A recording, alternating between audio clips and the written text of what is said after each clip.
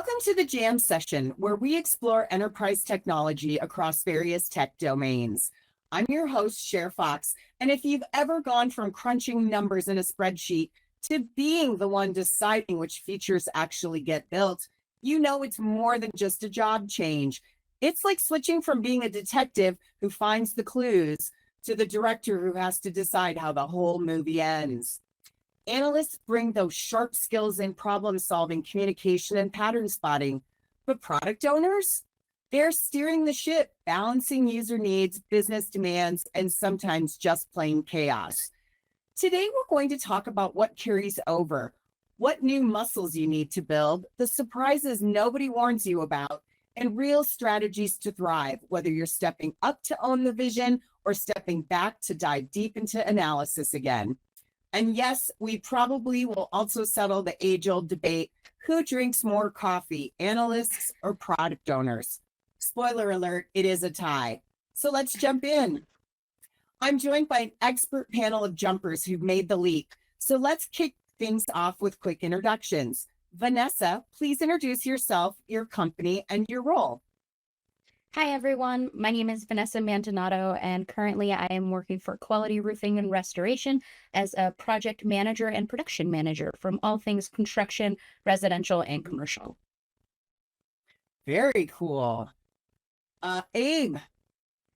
Hey, everybody. I'm Abe Mustafa. I'm a program manager, currently a free agent looking for my next adventure, but about 12 years of experience doing this.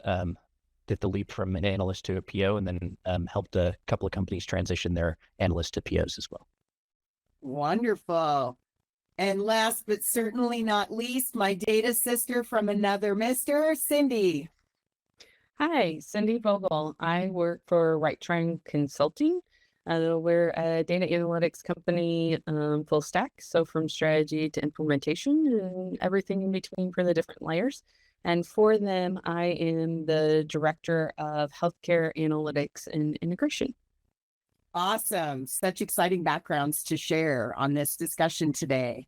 Well, let's start with the common ground. Analysts, whether it's business, data, or quality assurance, they bring some powerful skills to the table. Analytical thinking, communication, problem solving, and domain expertise. They don't just vanish when you step into product ownership. In fact, those skills often become our superpowers. So Abe, I'd love to hear from you. What analyst skills carried over for you and gave you an advantage as a product owner? Yeah, I think the one that sticks out to me is curiosity. So to make a good analyst, you have to be curious about all things, right? Whether you're on the data side or you're on the business side, right? You're understanding workflows, you're understanding data flows, you're curious about those things and the impacts and repercussions of those workflows. So I think that curiosity carried over and is really, really important.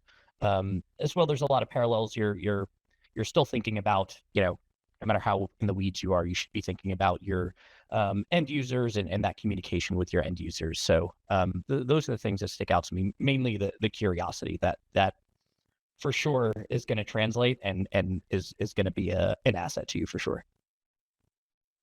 Wonderful. Yeah, that is probably not a skill I would first think of as a product owner. And I'm sure Cindy and I will get into it a little bit later, but we'd like to see more of those more analyst skills carry over to the product owner. And that one's a great one. Cindy, what do you think? So my story is actually a little different in the fact that I started in product ownership and then moved into business analyst. So from that side, it was a bit on the curiosity and that aspect. But really, how that happened is from my perspective, when I was working on a project, I was the only one who challenged the engineers, right? So how a lot of people get into data governance from that perspective of backing into it for a different reason, from being a subject matter expert and then taking on being more of that data steward and then moving on into the role from there. But my projection, if you will, really happened from a project of I knew I had 4 significant values that needed to be stored off from a document. And when I was going through the testing phase of it, I was like, what's going on here? I had no idea, like, anything about structure. The best I really could say back then was that I was a star schema person, right? Like, I was really happy that I understood at least what star schema meant for, much less let's get into our mesh. Let's talk about a semantic layer or go any farther from there. Like, I had no knowledge of any of that at that point. And they're like, well, you said you need the document. I was like, yeah, from an auditing standpoint, I want to know what that value was that was selected from the document from an audit. But overall, I just need that value. Well, without really knowing, and I knew something was wrong, right? They had stored it all in a long blob text table. I was like, how am I getting that value quickly? Like, I need a report off of this. And like, what's happening here? And so that just slight challenge from there really like projected my role. And all of a sudden, now I'm into strategy for operational reporting. And I'm like, what just took place here? Like, why? What's happening? And like, it really forced me into a new skill and thinking. And so like, when I think about it from those standard software development lifecycle phases, that we have 7 standard phases there, right? But from a data lifecycle, and we really think about how we break down, it's just much more detail orientated. Like, I knew that there was process flow that I cared about from a product owner, but I didn't get nearly as detailed as I do now as a business person. And then especially if I take it that step farther from being in healthcare, and I know a lot of industries are regulated, but one of the most heavily regulated is healthcare from that side. A huge part of what we worry about there is provenance. So really that lineage part.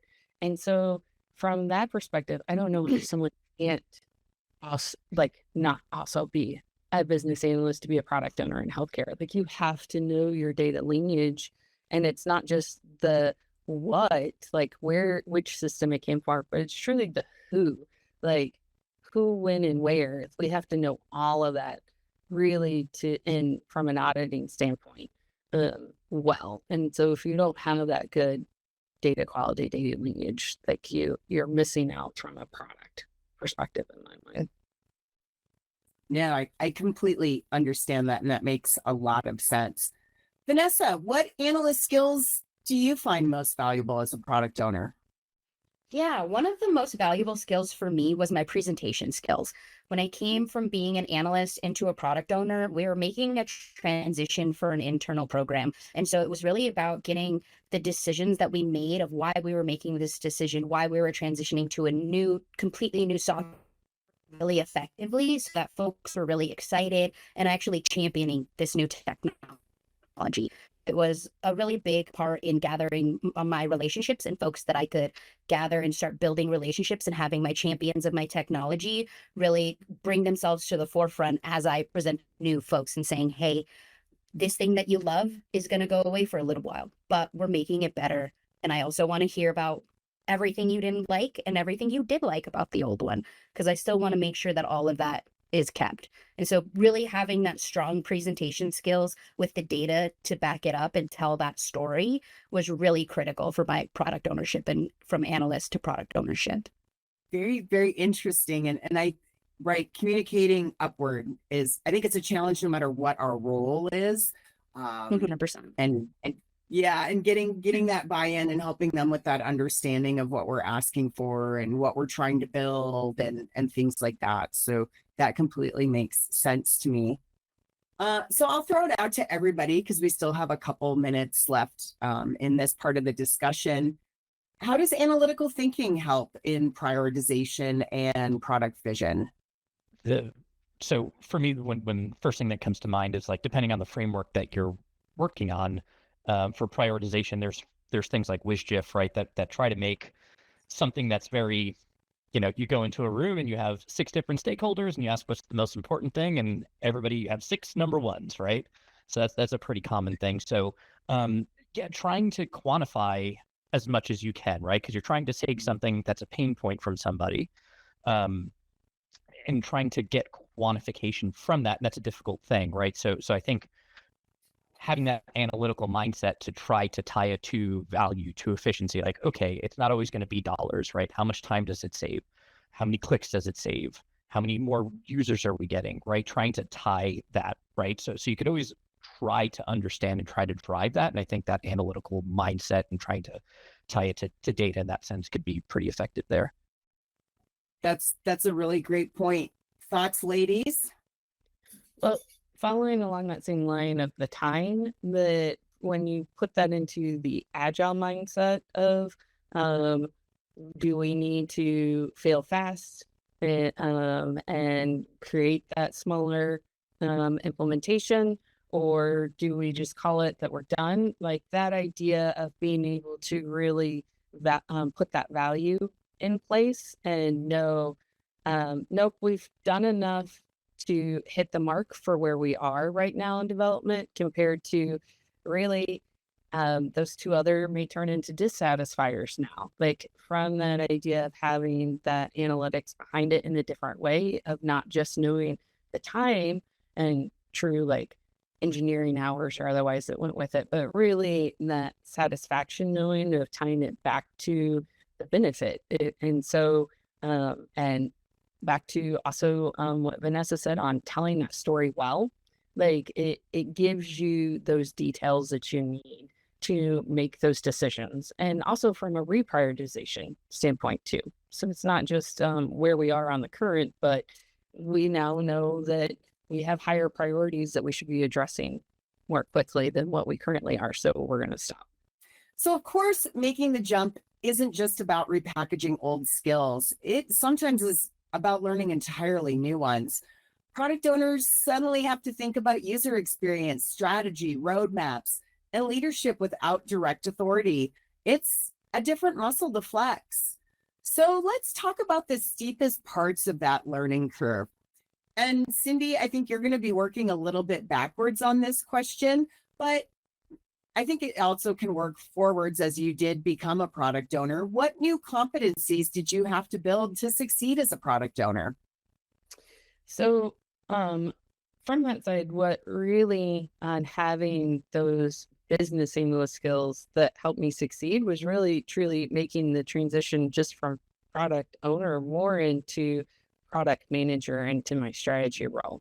And so having those skills and understandings of doing those 3 to 5 year roadmaps and ensuring the long term, but even more so end of life, understanding more the value of the data. And when the data was no longer applicable, it helped a lot more of showing product life cycle in that way for me. So that's really where I saw those skills merge well together. That's spot on. Vanessa, welcome back. Yeah, sorry about that. I say, don't know We what lost you happened there for a but- second. Yeah. You've been cutting in and out a little bit as well, so it might just No, be okay. internet troubles in your area. Yeah. Well, let's get you back up to speed. So we're talking about the new competencies. What new competencies did you have to build to succeed as a product owner? Coming from an analyst role. Yeah, really for me, when I came into that specifically, I really had to work on my abilities to make those big decisions on my own when I had all of that data, really giving myself the confidence to be like, oh no, I know I have all of the context. I know really well from my users and from the developers that we're making these right decisions. Now it's just a matter of getting myself to do it. And on top of that, that ability to negotiate, of knowing I do know what my end users need, and maybe it's not exactly what they're going to come with. So maybe we can kind of pivot and influence that a little bit to make sure that we are getting those roadmaps, defined, or if we have to push big things out because resources are lacking, really still having that ability to negotiate and make those big decisions were really ones that I struggled with, and really were big ones that I really focused on making at the beginning, making that jump. Mesh is a material built to be strong and flexible. Mesh is an interaction creating alignment and power. Mesh is a behavior that brings people together. And now Mesh is a new model of trust networks from Insight Jam, driven by enterprise experts for professional decision makers who recognize the moment we are in. where the world of work collides with AI, the greatest mesh of all.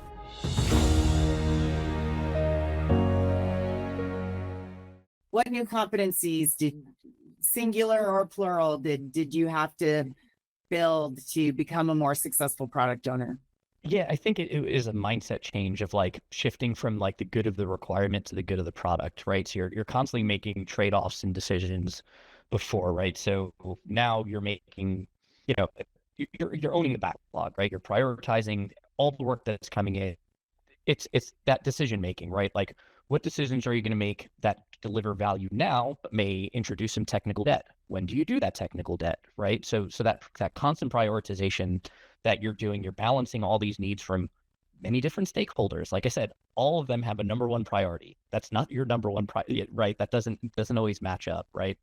So you're prioritizing all these things. You have all these kind of plates in the air, right? Not only are you just doing it for the good, like driving value and delivering value, you're also doing it for, things like expanding your testing, right? So you have a lot of architectural pieces that you're doing, right? So you have to explain to maybe a business unit why they're not going to get that feature because you had to have more unit test coverage, right? Or you had to upgrade to something else that was more secure. So constantly prioritizing that, understanding the story of why you're doing those decisions, and yeah, just having that understanding and knowing the value that you're going after and knowing why that's prioritizing the work. So changing that mindset was probably the thing that I had to jump into first when I made that shift. Yeah, and I that completely agree with you on that one. that supports what Vanessa stated. So yes, Miss Cindy. I was just going to say that from that mindset change, it actually made me more empathetic to my engineers. That I can 100% be honest about for myself looking back at this point. And so even then, I can have the engineers tell me that I wasn't very honest with them at that point, but I feel like I tried to be at least. And knowing that I hated it if they came to me and tried to say, we can't do that due to technical reasons. I was like, I don't care. Like this, you are paid the money to figure it out. Like for you. And then if they would tell me later and they're like, well, it's going to create this much debt. No, I don't want to hear debt either. Like none of that is words that can be within in my like purview, because all that you're now telling me is I'm not going to get something further on down the line when I want something new. Like I don't want any of that kind of conversation. I was like, I want you to figure it out still within the original time frame that we said. Like you don't get any more. But it made me more open to those conversations instead of me saying, no, I don't want to hear that. I would listen better and I would understand more. And especially in the idea of from a conversation only from my side, but from their side too, of if they could put the words into why they were asking to take time to increase optimization. And so for an example along the lines of, I know that for my back end, when they're running reports, they need to have everything done by 7 a.m., right? But in all the SLAs, I would really write 8 a.m. and give me that 1 hour because I was having a hard time really hitting that 7 a.m. time frame. And they're like, it needs to be 7. It's like, I know, but your day really starts from a transactional standpoint at 8 a.m., right? So let's make sure that we hit 8 a.m. and so that I wasn't going to get hit with a lot of SLAs if I didn't really hit 7 a.m., right? Like I knew by 8 a.m. we were really going to be golden.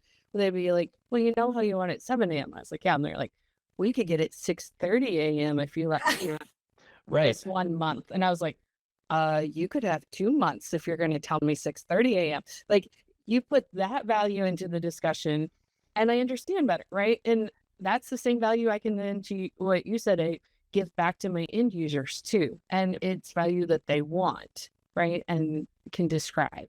And so no, I love that. Like that's a big part of like, it brought me into another thought of as a product owner, the team, I mean, your teams are always important, but like now that you have that common, you own this product, you own the backlog, right? You don't just deliver a feature or a project and then it goes away and then you don't have to worry about you're always supporting things, but you have a tighter ownership. And the what you just brought up brings a really good point. Like I leaned on my developers and QA and the entire, like way more as a product owner than I did as an analyst, right? It was their it brought investment from them, right? They want ownership of it. And then there were so many times where, you know, they'd be like, Abe, I don't think that's a good idea. I'd be like, great, tell me why. I'd be like, you're absolutely right. Or, you know, they tell me about a trade-off like you were saying, right?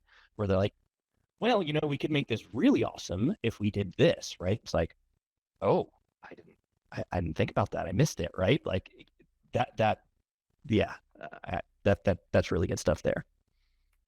I hear you guys talking a lot about how to balance user needs with business impact. Vanessa, how did you figure that out? But for me, Balancing user needs with business impact. I was a standalone team that had what felt like a ton of silos around. And so it really was a big thing to, you know, breach out and make myself known in that space and say, like, really, I'm here. I'm one of your coworkers. I'm fighting for your needs, as well as, you know, trying to help us meet the strategy of the business. And so it was a big thing to really do that. And once we got into more conversations and really people knew that I wasn't just kind of like a robot behind a screen, and I was like a human person, that really like opened up conversations of needs that folks were missing and they were having, and they just kind of felt like we're getting sent into a black hole of like, yeah, we'll put it on the backlog, and then it never really resurfaced in that space. So it really was a balance of finding those folks and getting myself known to be like, hey, we're really taking those things that maybe got lost and I really want to address them again. So I know you've probably said this 15 times to 15 different people. Would you mind saying it one more time?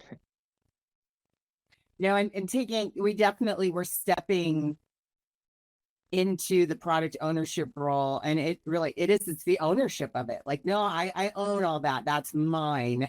I'm responsible for it. I'm driving it. I'm pushing it forward. I'm championing it, you know, to leadership, etc. So Vanessa talked about it a little bit earlier, but I'll throw it out maybe to Cindy and Abe. What does it mean to lead without that direct authority? It's hard to get buy-in, for sure. Like, before then, when I didn't have that data knowledge to prove how it wasn't going to work well, it was hard for me to get them to understand why the design that the client came forward with wasn't really the right design, right? So before then, it was, well, this is what they want, and they're willing to pay for it, so we're just going to deliver it that way. And I was like, but that's not good long term. And I knew the product, and I knew why it wasn't necessarily good for the product to keep going down that path, but I didn't have that solid knowledge to explain to them that it was not a good decision from the product's point of view. But once I had those business analyst skills behind it, I could really put forward of their ask is a good ask. We should honor that ask, but we should not implement it the way that they're talking about. We need to keep our product and our vision in mind too. And so when those kinds of scenarios came forward, I was better equipped on how to handle it. Yeah, that makes complete sense. Abe, final thought on that? Yeah, negotiation is a huge part of this too. And it's not that necessarily like you're negotiating like, okay, if you scratch my back, I'll scratch yours, things like that. I think, you know, even before that, the leading with like the why you're doing something, right? Like I always try to paint the picture as a product owner, like, okay, right, we're delivering this feature because, right, this is the problem that they're currently having, right? The idea is that, you know, the intent of the work that we're going to do is to deliver this, that their life's going to be easier. Now they're going to have the ability to do this, or we're going to take away this, right? Whatever it is, and let that drive the decisions that we make, right? So how I kind of tried to be influential when you're not in a position of power is like, hey, remember how we all agreed that we were going to do this work because, you know, the user is going to have better reporting, right? So instead of them having to go to 15 different dashboards, right, we were going to do that. Doesn't this lead to that, right? Didn't we all agree, right? So I always tried to get to like, why it was we're doing the work, and we all agreed that we wanted to do that work, and then how this is helping us get there, right? And that was a check for me, right? Because also I could be wrong, where it's just like, yeah, Abe, that's not doing that, right? And you're like, it's not? Oh, okay, right? So that was a way that I tried to use that influence, right, to make it about the work that you were delivering, and during, right, in that, when you're having those discussions, that negotiation part's important, right? Where it's just like, okay, well, what if we just did part of that thing that you suggested, right? Does that still deliver the value, right? And you're constantly having that, but to me, always leading, like having the intent and the why of what you're doing, and driving, work to get there, that was all agreed on, was something I leaned on pretty often. Yeah, it seems there's a lot of haggling and bartering to making this work, to finding that balance. So, well, now for the real talk, the surprises. Anyone who's made a big role shift knows there are things you simply can't anticipate until you're in it. Maybe it's the pace, the politics, or the pressure. So this is where the best stories usually live.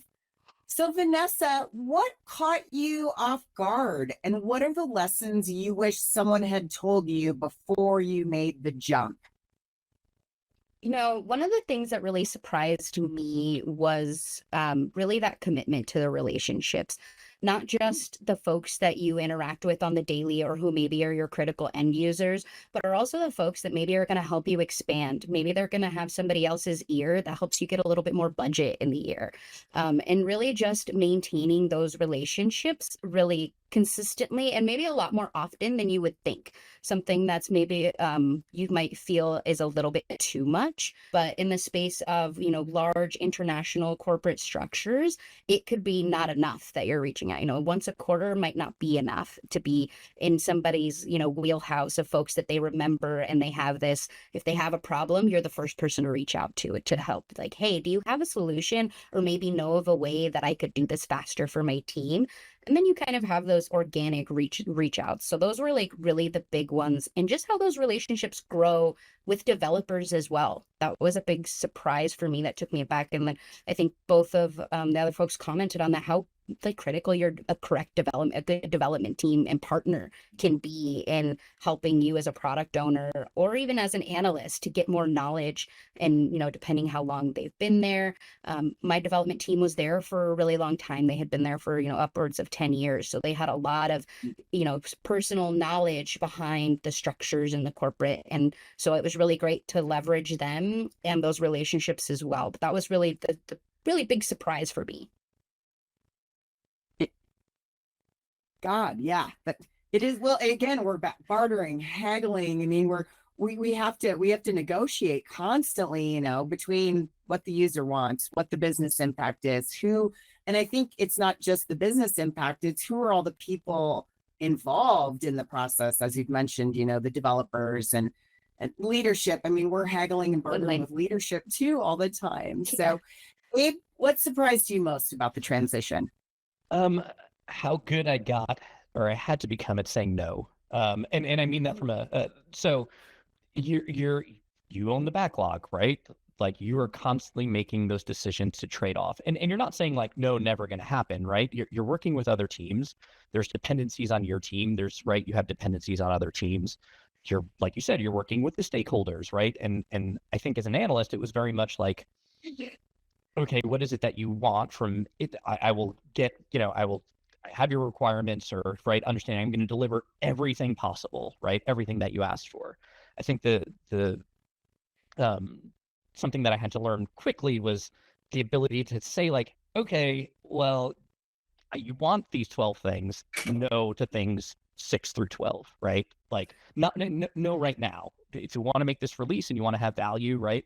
And then you're also saying no, if Cindy's on another team and she's like, hey, I have a dependency on your team, I need you to, can you get it done next sprint? And it's like, no, right? And it's not that you don't want to work with people, right? But it's not no forever. It's just no right now, right? So I think that was one thing, was getting comfortable with saying no, but also kind of on the flip side of that is, it's hard. You always want to be helpful and you want to take on, help out your other team, your stakeholder, and kind of going back to that changing a little bit of the mentality of taking orders from your stakeholder.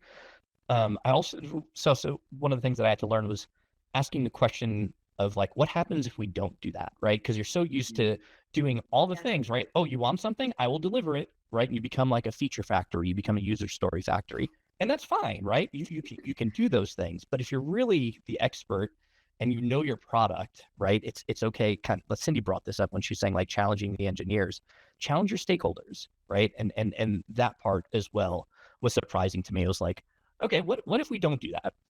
What if we do nothing? Is it right? But does this really have value, right? So getting comfortable doing those things was probably something that I wasn't expecting as much. And then, yeah, I mean, we talked about the other things, all the firefighting and negotiating and building relationships and all that is really, really important. But those are the two things that stuck out to me, was getting comfortable with saying no, and then also asking like, what if we don't do that? What happens? Those are things that jump out.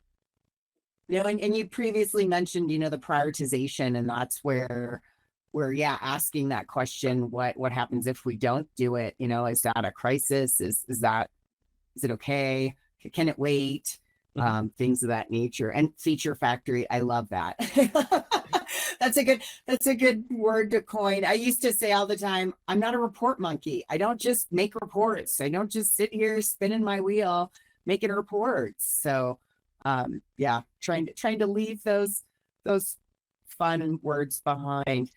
Cindy, is there a hard truth about product ownership that you really only learn by living it? Well, failure, honestly, on that side, like kind of from the discussions that were brought forward for the other points, like it's not that you don't have failure as a business analyst, but you have more learning as to what the question went wrong, as to maybe why you didn't provide the right information. You looked for the wrong question, right? But as a product owner, once you finally get it delivered, that you know for sure when it doesn't get adopted that you failed. Like that's the full point that comes across on that side.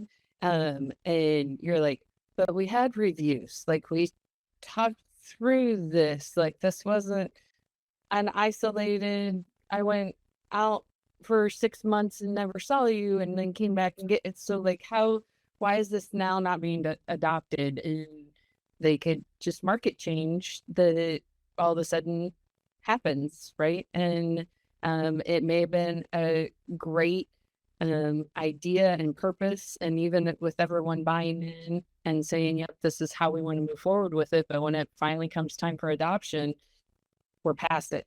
And so with just how quickly the market changes due to AI, even today, right? And having that knowledge that's what you really learn, I feel like, moving, because like I said, as a business analyst, you can find that root cause of, oh, this is where the question went wrong. This is why I know we didn't deliver exactly what we said, but it's not quite the same from that product point of view.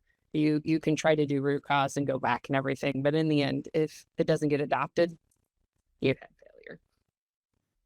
And even as analysts, I mean, we may live by the book of requirements, but how we developed it, how we implemented it, there's other things that can go wrong that can cause the failure, even though, well, we all agreed on the requirements and signed off on it, right?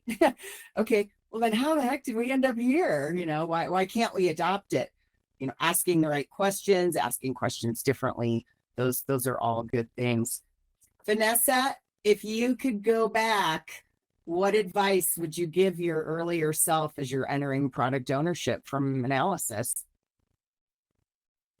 That's a great question. I think if I was going back and telling myself really something critical to know, it is really get involvement in where your end users are.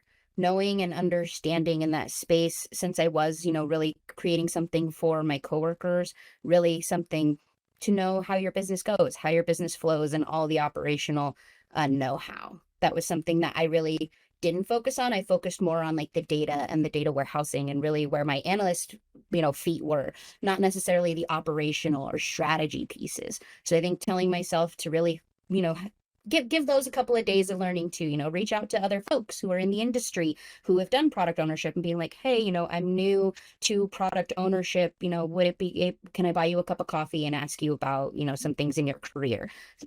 Broadening my horizons to be not just my own skills or people within my organization, even to help get some more skills and really just grow as an individual. Abe, if you could go back.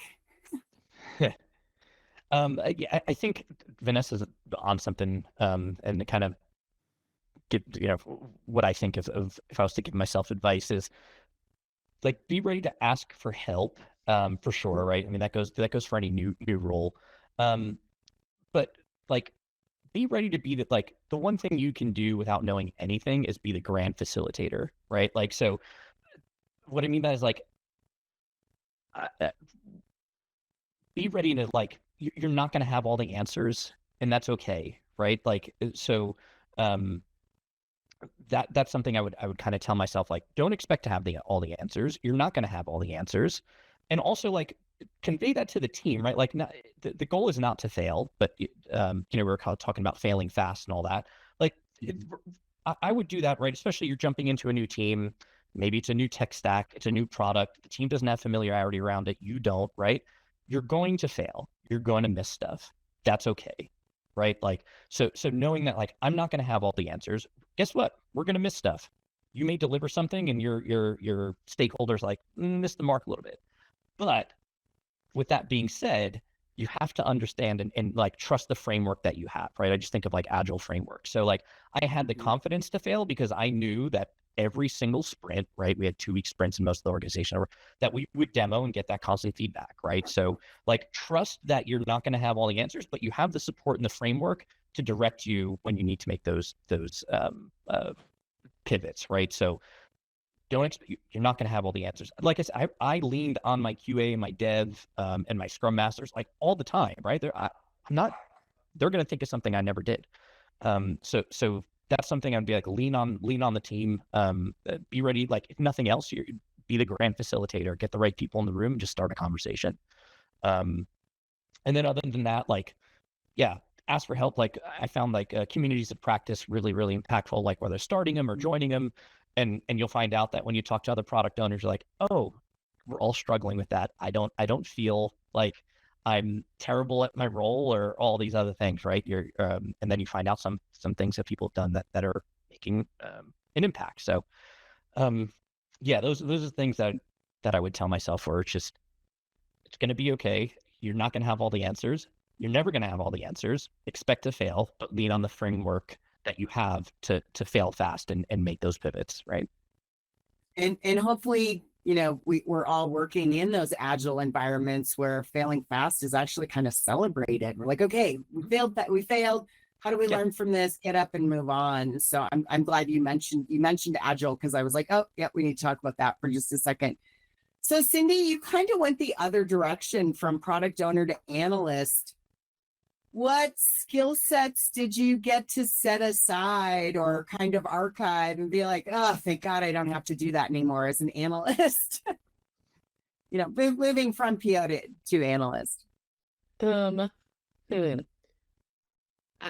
Honestly, what I had to do was really actually become technical. Like I wasn't a technical person before then. And so to move into the business analyst role, like the best SQL statement I could do before then was select star. Like you didn't want me to do anything else but just put a star in there and hope that I didn't crash the system for the day, right? Like, so DBAs love that. Yeah.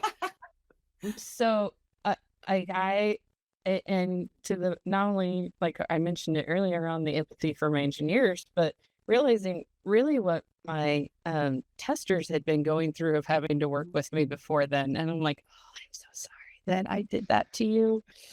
I I thought it was fine. Like, we were just going to this one table and everything was great. And so really understanding how to write queries well, and knowing, like how I said, like that idea of the lineage in the data itself, like gaining that knowledge really did improve my designs. Like, I was better at writing my user stories then. I was better at articulating those details appropriately, where I can look back and like swear that I was being clear with my engineer on what I was expecting and be like, oh, that's why he hated me. Yeah, I get it now. Like, we were not having the same conversation before I could bring those details forward. Now, flip side, when you say, and like really focusing on when you said the skills put aside, I had to start, the would say, monitoring myself and making sure that I wasn't doing too much of the solutioning. I wasn't doing too much of the how now. And because if I went in and be like, nope, that's not what I put in my design. And they're like, well, your design doesn't dictate my technical. And I was like, doesn't it though? Aren't we saying the same thing? And so I did have to monitor myself on that. And that's what I had to put aside from kind of going back in. If I'm doing more product stuff now, I need to realize it's not on me to do architecture by any means. Not that anyone wants me to do the architecture, but I was putting too much into my requirements that it started to become that, right? Like, that's where I needed to find that good line in what my requirements writing style was. Like, make sure I really am just documenting the why and the what, and leaving that how or the solution out of it. Yep, completely. Well, and I mean, I think obviously too, when you're the product owner and then you step into more of the team role, you have to think, can I even drink my own Kool-Aid? Because these were the rules that I set for everybody. Now, can I live by those as you know, as a teammate? So that was a great point that you made. So we've talked about the skills, we've talked about the lessons, but how do you actually prepare yourself if you're thinking about making the leap? And how do you thrive if you're already in the middle of it? So this is where we'd like to give the listeners some practical and actionable advice. So Abe, what strategies worked for you, whether it was mentorship, side projects, or on-the-job experiments, that helped you not just survive, but thrive through this transition? Yeah, mentorship was an important piece for sure. So I was fortunate in my transition to have some good mentors, and they kind of helped instill a lot of the things that I was saying before, right? Like, you're not going to have all the answers, right? You're lean on your team. You're going to miss stuff. You're going to fail, right? That's why we have these frameworks in place. So having that mentorship was probably the biggest piece that helped me thrive. One, I knew that I had the support.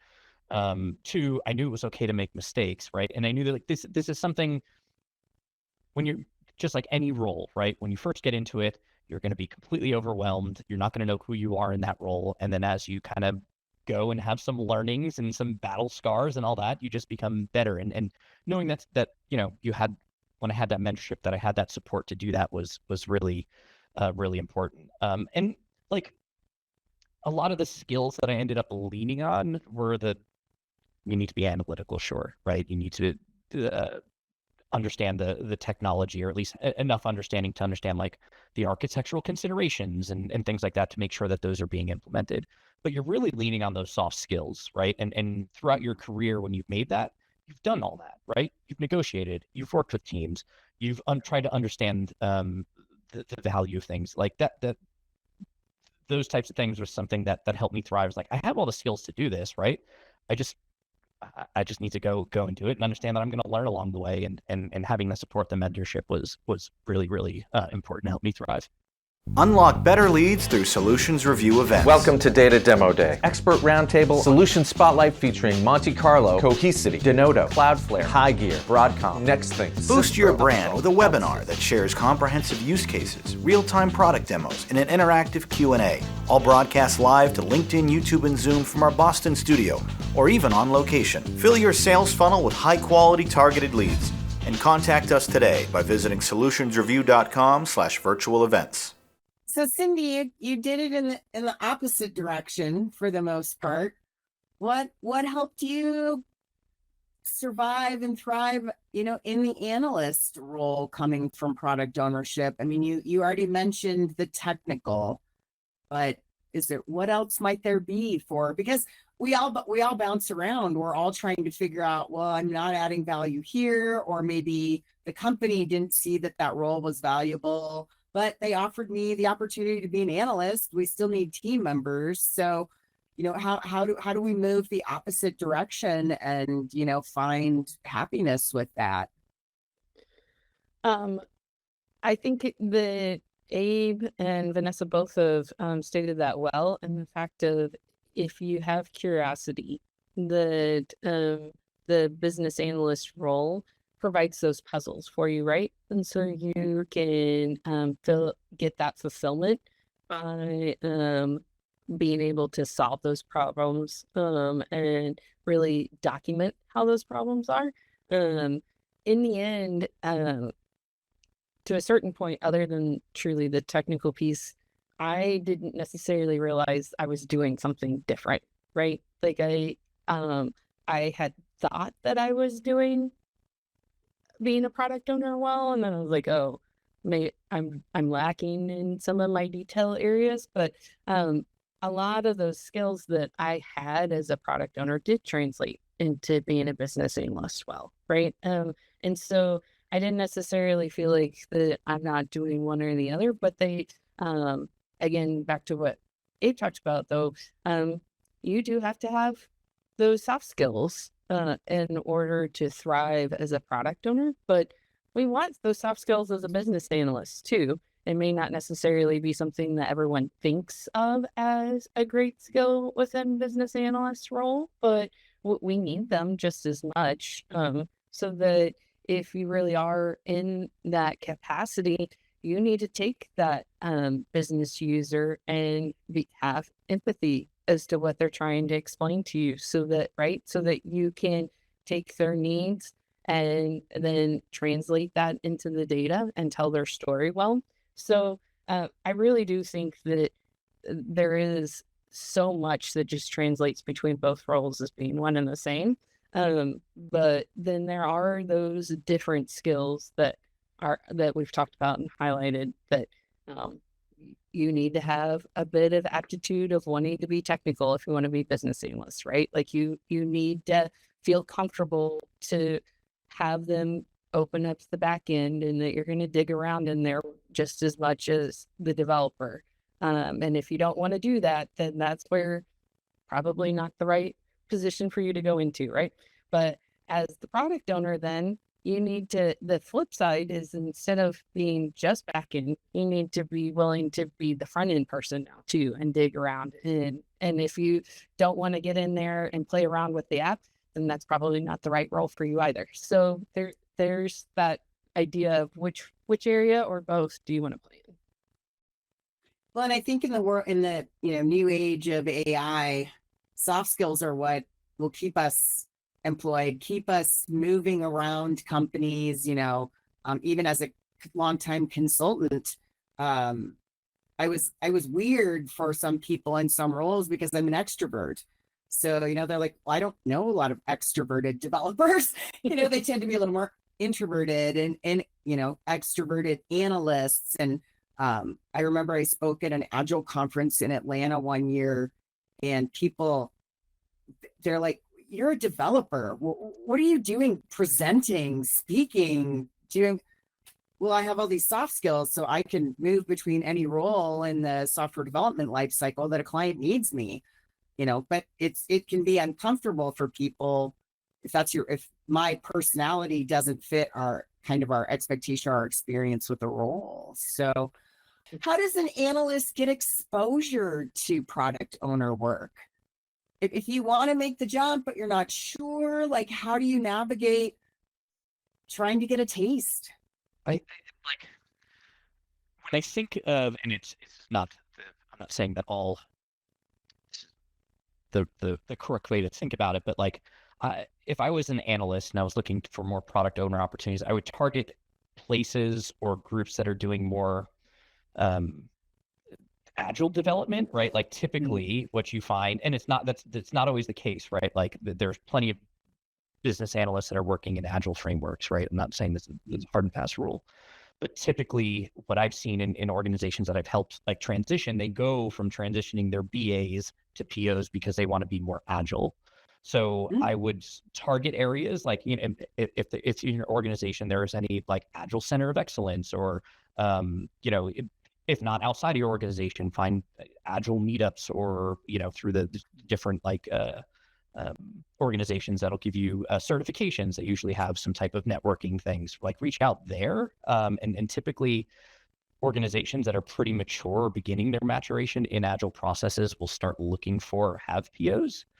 So that would be, you know, something I would target as a broad thing. But it's not to say like there's many organizations that have BAs that are agile, right? I'm not saying that if you're a BA, you're not in an agile organization, but that's probably where I would start. Otherwise, just find a product manager or PO, and a lot of the success I've had in my career is like, hey, I'm curious about your role. Can I shadow you? Can we talk? Just reach out to folks. Most of us are happy to tell our war stories and all the reasons why you should or shouldn't do something. Right. So, I mean, yeah, as a product owner, you had mentioned earlier, you know, asking for help, but if you want to get involved, you need to ask to help. So, Vanessa, are you back? I think so. Can everybody You hear me? are. Okay. All I right. don't know, not liking my browser today, but so Oh, I think I'm we're sorry. good. It's okay. Usually It's Friday. me, The 'cause I'm technology knows, liberal. right? Yeah. All right. I'll repeat the question for Yeah. you. You get to close this out because you've had to wait patiently. Training, mentorship, side projects that helped you, or were you able to gradually step into being a PO? Did you ask as an analyst, well, hey, I'd like to maybe do that. How can I start that transition?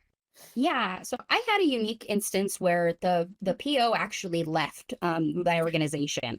So I was the analyst that was kind of deep in the weeds of the data, and so I kind of just made sense as the next person to take it on, rather than bringing somebody external and then have to teach everybody this thing that we were really getting to ready to transition away from anyways. So I had a lot of the technical know-how of like what the data lived on, what that went through. But I think Sydney spoke about this earlier. I was really into the solutioning when I started as a PO because I was in that data analyst mindset. And that was something that I actually used a lot of mentorship, not like formal mentorship. It was kind of the same way Abe mentioned. I had folks that I was like, hey, I really, respect you, enjoy what you do. I'm about to have this demo. Would you mind sitting in on it and just give me some feedback, ask me questions or stuff? And that was really great for me to grow and learn and get those like, hey, you're getting too far in the weeds. Don't ask the question for people to truly respond to you. Don't anticipate their response too much. Sometimes we can get into that mindset as a data analyst of like, what are the questions folks are going to ask me about this data, about this report, about this information? And we try to anticipate that too much. And sometimes you need to really take that big step back and just let folks tell you what's going on, rather than kind of making those assumptions based on what you're seeing your product do. Or maybe you heard stories. Like I heard a lot of stories about my product coming forward and what I was getting myself into. And I really found that, once I stepped back and was like, oh, we're doing a lot of projecting here. And I think that there really is some pretty simple solves for what folks are asking us for. And once we got in that mindset and had folks be like, you're doing a little too much thinking, shut the brain off for a little bit and just listen. And that was really huge in mine, because I came from hospitality, and that's a huge go industry. You're always trying to anticipate the needs of the guests. And so when you make that shift, it can be really hard to get away from that mindset and really have faith in not only your, your clients, your customers communicating their needs well, but your developers to stop you and be like, hey, not right. Maybe we should take this lane instead.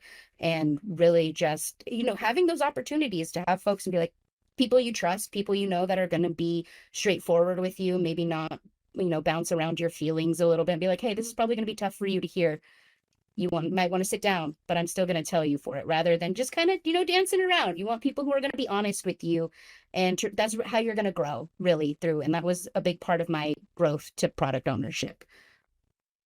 Now, being straightforward, I think, in the role is important. And whether that is saying no or stepping back, I found as a consultant, when I wore too many hats for the clients, they didn't rehire people that left.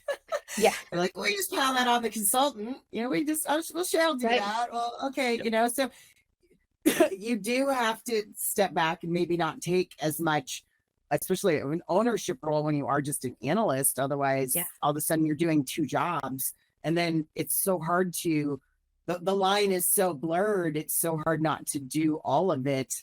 And then, heck, you might, like you said, encroach upon those poor developers, which were like, hey, out of my swim lane, lady. Yeah, So, exactly. I get it. Yep. I've been there. Well, this has been a fantastic conversation. I think you guys gave people some heads up on what could happen and possibly how to get there. And hopefully we didn't scare anyone away who's thinking about it. So Cindy, how can viewers best get in touch with you virtually? Any upcoming conferences where maybe they can see you live, speaking engagements, any new publications they can read? No new publications, but I am going to be in Dallas for HIMSS Leadership Conference next week. So HIMSS stands for Health Information Management in Systems Society. And so that is for yearly leadership gaming there. So if there's anyone from local chapters that are attending that, would love to interact from there.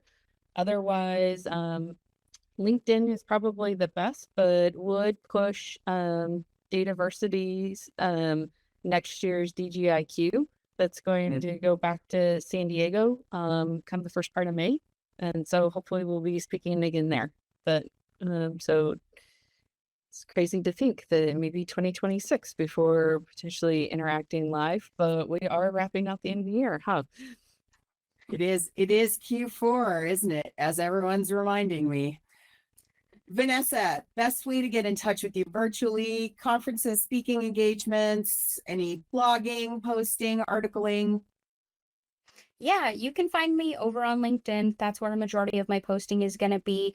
If you're interested in connecting with me to talk about some sort of construction project or some information about the construction, LinkedIn, again, is a great way to connect with me. And we can just connect via email after that. So. Great. Thank you.